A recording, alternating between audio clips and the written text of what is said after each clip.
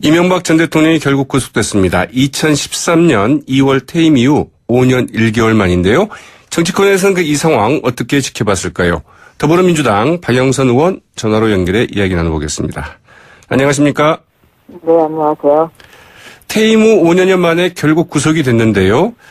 네. 이 박영선 의원께서는 그동안 MB 저격수다 이런 말씀 많이 들어왔잖아요. 네. 네, 이 구속 수감되는 모습 보시면서 어떤 생각이 드셨는지요? 이제 11년 걸렸는데요. 네. 11년 전에 저를 가장 황당하게 좌절시켰던 말이 주어가 없다라는 것이었습니다. 네. 그러니까 MB가 BBK를 설립했다라는 동영상이 2007년 12월 19일 대통령 선거 3일 전에 이제 발견이 됐거든요. 네. 그 당시에 한나라당에서는 주어가 없다라는 논평을 냈고요. 그렇죠. 네. 네. 그래서 은근슬쩍 이것이 그냥 넘어갔는데 결국은 사필 규정이고 네. 비슷합니다라는 생각이 들고 시민이 진실을 알고 있었지만 그 때를 기다려왔는데 이 때가 좀 너무 오래 걸렸다 이런 생각은 듭니다. 네. 네. 알려지기로는 이명박 전 대통령이 자택을 떠나기 전에 김은옥 여사가 펑펑 눈물을 쏟기도 하고 또 아들 시영 씨 이 눈물을 흘리면서 이제 배웅을 했죠. 네. 그렇다고 저도 들었습니다. 네. 자, 이 김은옥 여사와 아들 시영 씨도 여러 혐의를 받고 있는 이런 상황인데요. 네.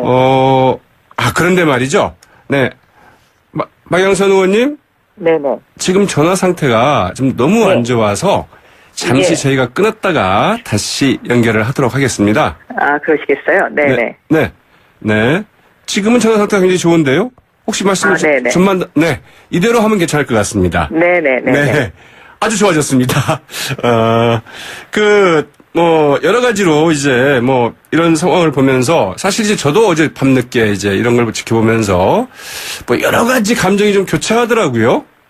네. 저도 좀, 착잡하기도 하면서. 네. 또, 과연 11년 전에 검찰이 제대로 수사를 했으면 대한민국의 역사가 어떻게 됐을까. 그러게요. 이런 생각도 들고요. 네. 결국은 사라졌던 주어가 다시 되돌아와서 동북구치소로 가게 되지 않았습니까? 네. 그러니까 이 11년의 세월이라는 것이 대한민국이 어떻게 보면 그동안에 역주행했던, 그러한 기간이 너무 길었다라는 것을 이야기하게 되는 거죠. 네. 네. 이명박 전 대통령이 구속 수감 직전에 페이스북에 자필로 자신의 신경을 담은 글을 올렸는데, 내용을 보면 이렇습니다. 모든 게 내 탓이다. 지난 10개월 동안 견디기 힘든 고통을 겪었다. 가족들은 인륜이 파괴되는 아픔을 겪고 있다. 바라건대 언젠가 나의 참모습을 되찾고 할 말을 할 수 있으리라 기대해본다. 이런 말도 있고요. 또 하나는 이 과거 잘못된 관행을 절연하고 깨끗한 정치를 하고자 노력했지만 오늘날 국민의 눈높이에 비춰보면은 미흡한 부분이 없지 않았다. 이렇게 적었어요. 네. 이거 어떻게 보셨습니까? 이명박 대통령은 사실상 거짓말로 국민을 속이고 대통령에 당선된 사람입니다. 그래서 검찰에서 그런 이야기를 했죠. 네. 그래서 사실은 이것이 대통령의 자격 박탈 사유가 될 만큼 굉장히 심대한 사항인데요. 네. 그래서 저는 국민 앞에 정말 크게 석고대죄해야 된다라고 생각이 되고요. 네. 가족들 이야기를 운운하는 이것은 저는 이명박 대통령 때문에 저를 비롯해서 저희 민주당 많은 분들이 그동안에 정말 굉장히 많은 고통을 겪었었는데 네. 다른 사람들에게 본인이 거짓말을 그동안에 해옴으로써 피해를 입혔던 부분 네. 이런 부분에 대한 사과가 우선돼야 되는 것 아닌가 저는 이렇게 생각합니다. 네. 네. 결국 구속이 됐습니다만 이 전 대통령 영장실질심사 불출석 의사를 밝히기도 하고 네. 또 변호인단들이 참석을 한다 안 한다 이래서 상당히 혼선을 빚었어요. 네. 이 부분은 어떻게 보셨습니까? 무슨 아마도 검찰이 영포 빌딩에서 압수수색한 물증들이 너무나 많았기 때문에 더 이상 영장 실질 심사에 나가봤자 네.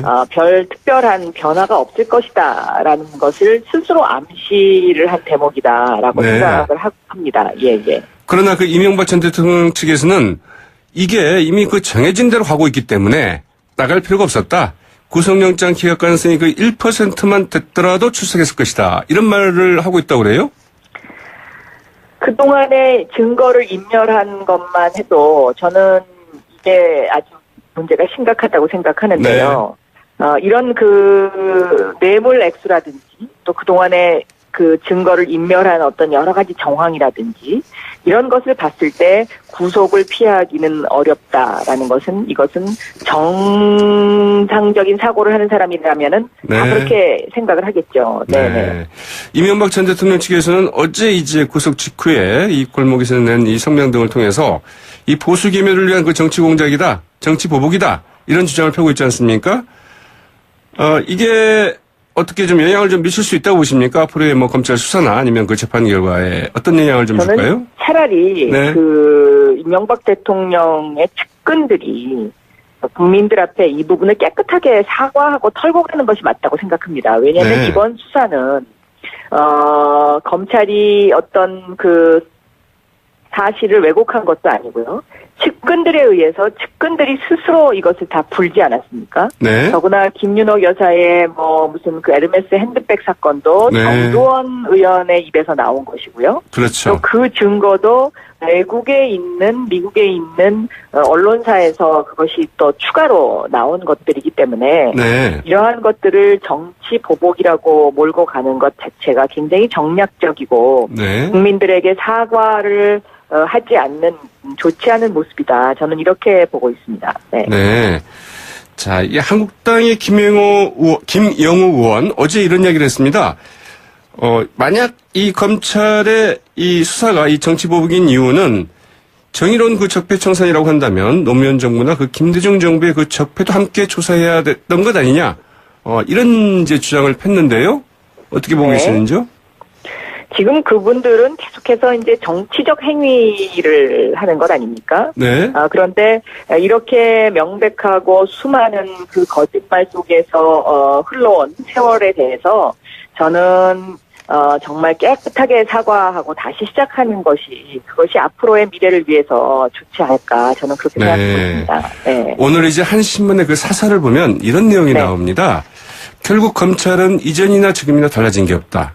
이제 앞서 그 박영선 의원께서 말씀하신 것처럼 11년 전에 이 밝힐 수 있었던 진실을 그때는 이제 그 살아있는 권력이다 보니까 손을 못 대고 있다가 이제 와서 이제 손을 댄다. 결국은 표적 수사다. 이렇게 얘기를 하고 있습니다. 이런 부분들은 어떻게 보시는지요? 저는 이번 사건을 계기로 검찰이 바로 서야 한다고 생각하고요. 이제 하나 또 남아있는 사건이 있다면 BBK의 가짜편지 사건입니다. 그렇죠. BBK의 가짜편지 사건은 그 당시에 이것을 저하고 민주당에게 뒤집어 씌우려다가 검찰이 수사를 했는데 수사를 하면 할수록 증거가 한나라당한테 불리하게 나오니까 이걸 무혐의 처리를 했습니다.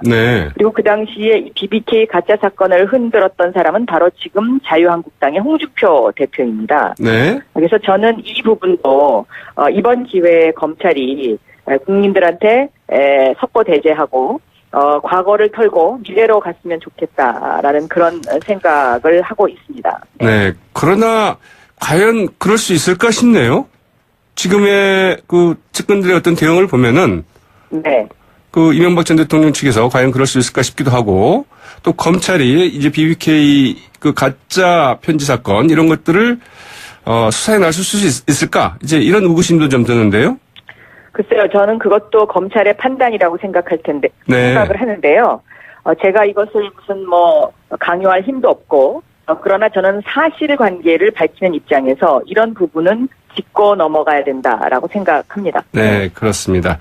자, 이 BBK 그 가짜 편지 사건 이외에도 이제 이명박 전 대통령과 관련해서 앞으로 그 검찰이 이제 수사를 통해서 더 밝혀내야 될 부분, 특히 중요한 부분은 무엇이라고 생각하시는지요? 저는 이제 이 뇌물수수와 관련해서, 이명박 대통령뿐만 아니라 이명박 대통령 주변에는 이 뇌물수수와 얽혀 있는 사람들이 굉장히 많이 있습니다. 네. 아마 우리가 상상을 한 이상의 그 많은 사람들이 여기 얽혀 있을 텐데요. 자원외교라든가 굉장히 많이 있죠. 찾으면. 네. 그런데 검찰이 아마도 이 부분에 있어서 정무적인 판단을 하지 않을까 싶어요. 네. 그런데 어쨌든 저는 대한민국이 부패공화국으로 가는 것을 방지하기 위해서는 이런 부분에 있어서도 단호한 어떤 그 원칙이 적용돼야 되지 않나 이렇게 생각하고 있습니다. 네. 네. 그런데 이명박 전 대통령 측에서는 지금도 거의 대부분의 그 혐의를 좀 부인하고 있지 않습니까? 국가권리 그 총동원돼서 그 혐의를 더 씌웠다. 그리고 그 다스 경영진들이 그 책임을 덜기 위해서 거짓 진술을 하고 있다. 또 실무진들이 보고를 하지 않아서 이명박 전 대통령은 몰랐다. 이제 이렇게 어찌 보면 그 잡아떼기 전략으로 나오고 있는데 이 부분 좀 달라질 수 있을까요? 잡아떼지 않는다면 네. 그동안의 모든 것이 다 거짓으로 판명이 나지 않습니까? 네. 그러니까 결국은 차명 인생, 거짓 인생을 산 그 세월이 너무 길다. 저는 그렇게 보고 있는 거죠. 네. 네. 이명박 전 대통령이 21일 구속에 대비해서 미리 그 친필 이 글을 써놓은 것은 어찌 보면 본인이 이 구속될 수밖에 없겠구나 이런 점을 좀 자인했다고 봐도 되겠죠? 그렇지 않겠습니까? 네. 다스의 주인이 누구인지 그거 이명박 본인이 제일 잘 알 것입니다. 네. BBK의 주인이 누구인지 그것도 본인이 제일 잘 아는 일이라고 저는 생각합니다. 그러나 그것이 너무 늦게 오랫동안 가려져 있었고 또 여기에는 그동안에 그 2007년 당시에 제가 이 BBK와 관련해서 가지고 있던 서류를 취재하던 언론사가 보도를 하지 않고 오히려 이명박 대통령 캠프에 갖다 준 사건도 있었습니다. 네. 그런 것처럼 저는 이제 검찰도 언론도 모두 정도를 걷는 그러한 사회가 됐으면 좋겠다. 네. 저는 그렇게 생각합니다. 네. 자, 한국당 이 전직 대통령의 구속, 전전직 대통령 검찰 소환 등 보수 정권 전체가 부정되는 지금의 상황은 한국당이 집권당의 역할을 방기에 초래했음을 인정하고 반성한다. 이런 반성문을 제출을 했습니다. 어떻게 들으셨습니까?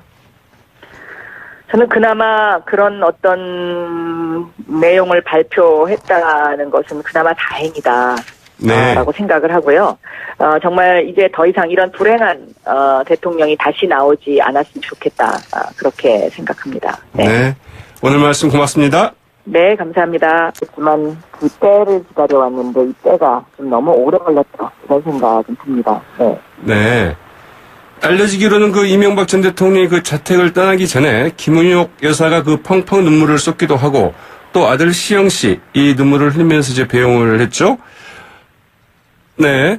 그렇다고 저도 들었습니다. 네. 자, 이 김은옥 여사와 그 아들 시영 씨도 그 여러 혐의를 받고 있는 이런 상황인데요. 네. 그런데 말이죠. 네. 박영선 의원님. 네네. 지금 전화 상태가 좀 너무 안 좋아서 잠시 저희가 끊었다가 다시 연결을 하도록 하겠습니다. 그러시겠어요? 네네. 네. 지금은 전화 상태가 굉장히 좋은데요? 혹시 말씀을 좀만, 이대로 하면 괜찮을 것 같습니다. 네네. 네. 아주 좋아졌습니다. 여러 가지로 이제 이런 상황을 보면서 사실 이제 저도 어제 밤늦게 이제 이런 걸 지켜보면서 여러 가지 감정이 좀 교차하더라고요. 네. 저도 좀, 착잡하기도 하면서. 네.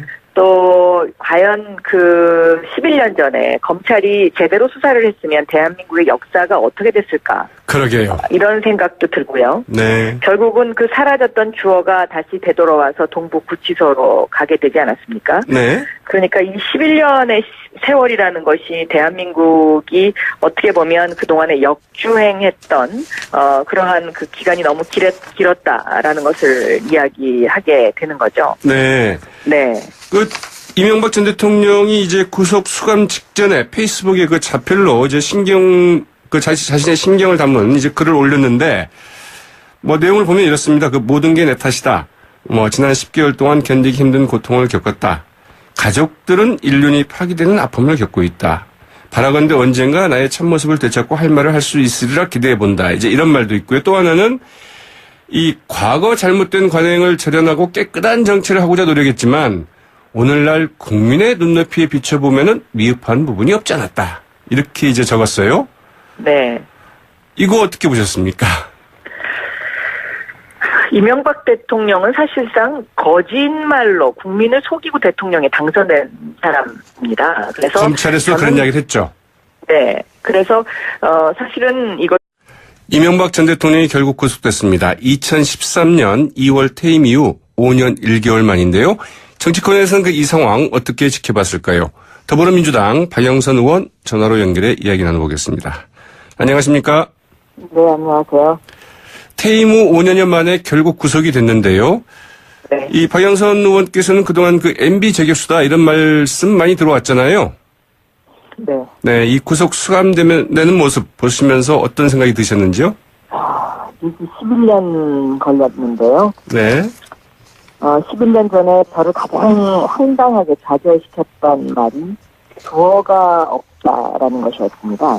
네. 그러니까 MB가 BBK를 설립했다라는 동영상이 2007년 12월 19일 대통령 선거 3일 전에 이제 발견이 됐거든요. 네. 그 당시에 그 한나라당에서는 주어가 없다라는 논평을 냈고요. 그렇죠. 네. 네. 그래서 은근슬쩍 이것이 그냥 넘어갔는데 결국은 사필 규정이고 네. 비슷합니다라는 생각이 들고 진실을 알고 있어. 것이 대통령의 자격 박탈 사유가 될 만큼 굉장히 심대한 사항인데요. 네. 그래서 저는 국민 앞에 정말 크게 석고대죄해야 된다라고 생각이 되고요. 네. 가족들 이야기를 운운하는 거 이것은 저는 이명박 대통령 때문에 저를 비롯해서 저희 민주당 많은 분들이 그동안에 정말 굉장히 많은 고통을 겪었었는데 네. 다른 사람들에게 본인이 거짓말을 그동안에 해옴으로써 그 피해를 입혔던 부분 네. 이런 부분에 대한 그 사과가 우선돼야 되는 것 아닌가 저는 이렇게 생각합니다. 네. 네. 결국 이제 구속이 됐습니다만 이 전 대통령 영장실질심사 그 불출석 의사를 밝히기도 하고 또 네. 이제 그 변호인단들이 참석을 한다 안 한다 이래서 상당히 혼선을 빚었어요. 네. 이 부분은 어떻게 보셨습니까? 무슨 아마도 검찰이 영포 빌딩에서 압수수색한 그 물증들이 너무나 많았기 때문에 더 이상 영장 실질 심사에 나가봤자 네. 별 특별한 변화가 없을 것이다라는 것을 스스로 암시를 한 대목이다라고 네. 생각을 합니다. 예. 그러나 그 이명박 전 대통령 측에서는 이게 이미 그 정해진 대로 가고 있기 때문에 나갈 필요가 없었다. 구속영장 기각 가능성이 그 1%만 됐더라도 출석했을 것이다. 이런 말을 하고 있다고 그래요? 그동안의 증거를 인멸한 것만 해도 저는 이게 아주 문제가 심각하다고 생각하는데요. 이런 그 뇌물 액수라든지 또 그동안의 그 증거를 인멸한 어떤 여러 가지 정황이라든지 이런 것을 봤을 때 구속을 피하기는 어렵다라는 것은 이것은 정상적인 사고를 하는 사람이라면은 다 네. 그렇게 생각을 하겠죠. 네. 이명박 전 대통령 측에서는 어제 이제 구속 직후에 이 골목에서 낸 이 성명 등을 통해서 이 보수 기밀을 위한 그 정치 공작이다, 정치 보복이다 이런 주장을 펴고 있지 않습니까? 이게 어떻게 좀 영향을 좀 미칠 수 있다고 보십니까? 앞으로의 검찰 수사나 아니면 그 재판 결과에 어떤 영향을 좀 줄까요? 저는 차라리 네. 그 이명박 대통령의 측근들이 국민들 앞에 이 부분을 깨끗하게 사과하고 털고 가는 것이 맞다고 생각합니다. 왜냐하면 네. 이번 수사는 검찰이